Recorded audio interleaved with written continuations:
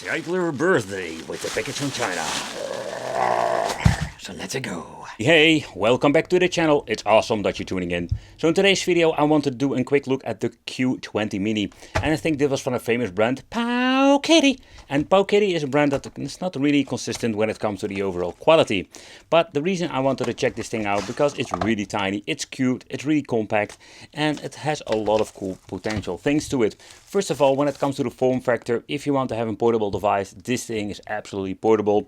It reminds me of the Game Boy Micro I owned a very long time ago. This thing does have a lot of potential. Where this thing is not also very powerful, we do have a lot of things we can actually play with it. But let's do a quick overview of the device itself. So on top we're going to get a headphone jack out. Here we're going to find the micro SD card, volume control with a physical scrolling wheel. That is not common with every device. We're even having a Type-C connection. We're going to get an E, L and R, the shoulder buttons. But while holding the device like this, I think it's not super comfortable to play. That was the same with the micro back in the day. But when it comes to the D-pad itself, it has a very nice feel to it, but a very strange click. A, B, X, Y front-facing buttons, tiny ones like the Nintendo Switch, but they are very comfortable simply because they have a very nice travel. Overall, we're going to get two function buttons over here, and the select and start are just in the left bottom corner clickies, and of course then we're going to get ourselves the small to tiny speaker. At the side we're going to get the on and off switch, at the back and the bottom nothing at all. So the device runs on the NX Hope software, so what I understand of you can upgrade it if you want to, but out of the box I just want to give you an experience how it will look. So this is the Open Dingus, and that's something we don't see very often nowadays, but still when you're looking at the price point, this device has a lot of potential. All the way up to PlayStation we can run it, and that is one of the things that I find really appealing. In combination with the price, the form factor, so you can just play all kinds of cool homebrew games like Quake 1. The unfortunate thing is that it is a very dark game simply because of the brightness hasn't been adjusted correctly. Let's see if I can adjust it a little bit for you. Yeah, it's still very difficult to showcase. So let's shut down the lights. Let's see if this helps. It helps a little bit. The front isn't a very nice display, but it has a very reflective overall panel at the front.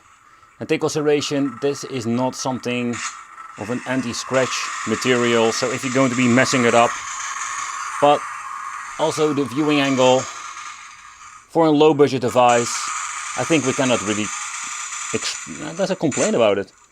Another thing is like the audio speaker of this thing is absolutely nuts how loud it goes.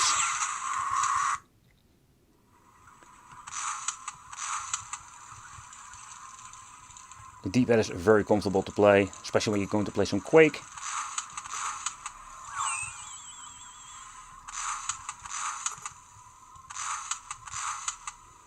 I must say that the overall performance, I'm quite surprised by it. So one of the most important elements of this review is the Q20 Mini, the toilet paper manual. What are we going to have inside of this manual? Yeah, nothing much. Some basic explanation what you need to look out for when it comes to the battery. But that's it. It's absolutely rubbish. It's toilet paper. But what we do have is a very nice, long Type-C cable. So give them extra kudos for that. The menu is straightforward. So here we're going to get all of the Open Dingus, software. And when it comes to emulators and homebrew, here we can mess around with the date and all other kind of things. So we have the different skins that we can implement and all kinds of craziness. Here you can have a different color at the back. We can just suspend it this way. It's very convenient in my opinion. There we go. I was trying to search a button for getting this freaking thing out of the menu. But let's take a close look at particularly not the overall software that's on here, because you can actually watch a video if you want to. But if you just want to enjoy some old school GBA games, you can just do it fine on this. And that is what I really like about it. The overall emulation performance is quite good out of the box.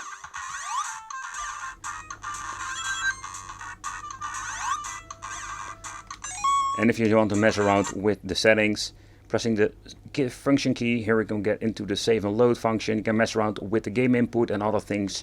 Or if you just want to exit the emulator, you can just do it like that. So the overall experience when it comes to navigating, you need to get used to certain controls, but beside that, it's pretty damn cool. We're getting into some old school 8-bit stuff. What I find also very interesting to see how the D-pad actually works with particular games like this. You can see we can basically shoot in every direction without any hassle. And that was, I think that was one of the items that I liked about this device a lot. That we do have a very easy overall performance when it comes to navigating into the game itself. And we don't have an analog stick, so this thing needs to be perfect. And in my opinion, it almost is. But out of the box, there are a couple of emulators that doesn't run that great. To be honest, it's a little bit of a bummer because this is not necessary, particularly when it comes to 16-bit era.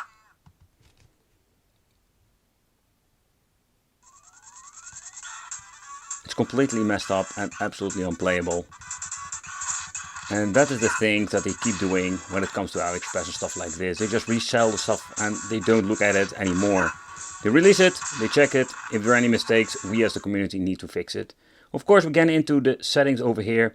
We can mess around with it. For example, we're having, let's say, display frame rate. We can even set it to true. You can implement frame skip if you want to. You know, there are a couple of things you can actually do with it.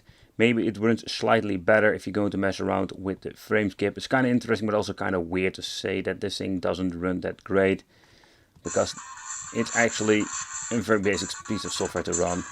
We can run Super NES on the potato nowadays. Next up, let's try some Sega Game Gear on this cute Q20 mini device. Out of the box, we do have a great performance here. Sonic Triple Trouble. It's, by the way, a game I personally never played as a child, so it's really cool to revisit these old games. And they look amazing on the beautiful tiny display.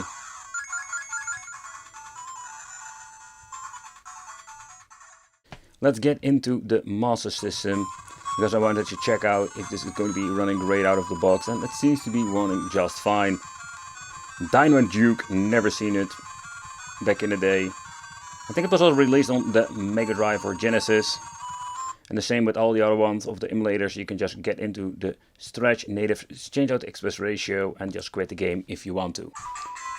From the Game Gear to the Master System, let's get into the Mega Drive. All the sound effects are here.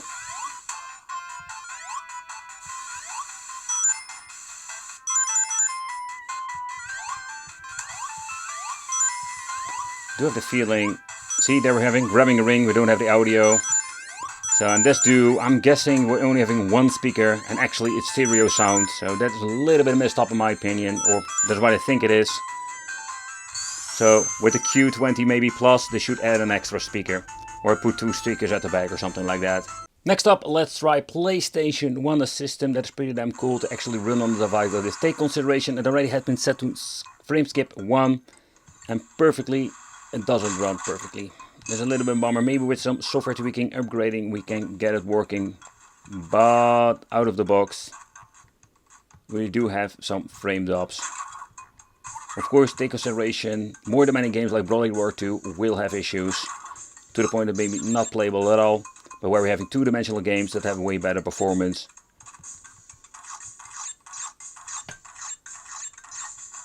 But it's a little bit of a bummer in my opinion. But if you can live with an FPS speed like this, that's of course up to you. But if you're into the pocket games and think about Game Gear, Game Boy, Classic, Advance, I think this is absolutely cool piece of equipment. But the unfortunate thing is, out of the box, also Neo Geo Pocket doesn't run perfectly.